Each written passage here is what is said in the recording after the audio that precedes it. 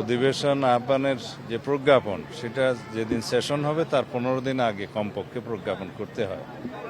তো এই সামারিটা জাতীয় সংসদ সচিবালয় থেকে মাননীয় প্রধানমন্ত্রীর দপ্তর হয়ে রাষ্ট্রপতির কাছে যাবে। তো মহামান্য রাষ্ট্রপতি সেটা অনুমোদন করে সংসদ অধিবেশন আহ্বান করবেন। সেই মতে প্রধানমন্ত্রীর পরামর্শ ক্রমেই সংসদ অধিবেশন আহ্বান করবেন রাষ্ট্রপতি।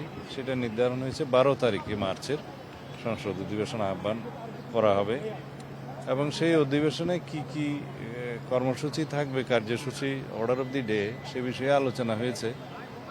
যেমন সেই অধিবেশনে স্পিকার, ডেপুটি স্পিকার নির্বাচিত হবে এবং ইন্টারিম গভর্নমেন্টের আমলে যে সমস্ত অধ্যাদেশ প্রণয়ন করা হয়েছে সেগুলো উপস্থাপন করা হবে, সুপ্রস্তাব হবে প্রথামাফিক এবং রাষ্ট্রপতির ভাষণ হবে।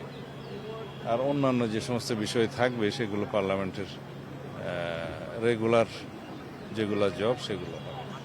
এই আলোচনা সেটা নির্ধারিত হলো। নতুন রাষ্ট্রপতি নির্বাচনের বিষয়ে আলোচনা প্রথম অধিবেশন না, সে বিষয়ে এখনো কোনো আলোচনা হয়নি। স্পিকার, ডেপুটি স্পিকার চূড়ান্ত হয়েছে কিনা সেগুলা পরে হবে। না, এরকম একটা সংবাদ আমাদের কানেও এসছে। আমি এটা খোঁজ নিতে বলেছি, তদন্ত করে আমাদেরকে রিপোর্ট সাবমিট। যদি সেরকম কিছু হয় এটা আমরা এই সমস্ত বিষয়ে কঠোর ব্যবস্থা নেব। আর শোনা যাচ্ছিল পুলিশের টপ লেভেল পর্যন্ত পরিবর্তন আসতে পারে, সেটা কি শীঘ্রই আসবে নাকি আরো দেরি হতে পারে? না, কিছু পরিবর্তন তো আসবে, একটু সময় দিলে আর কি।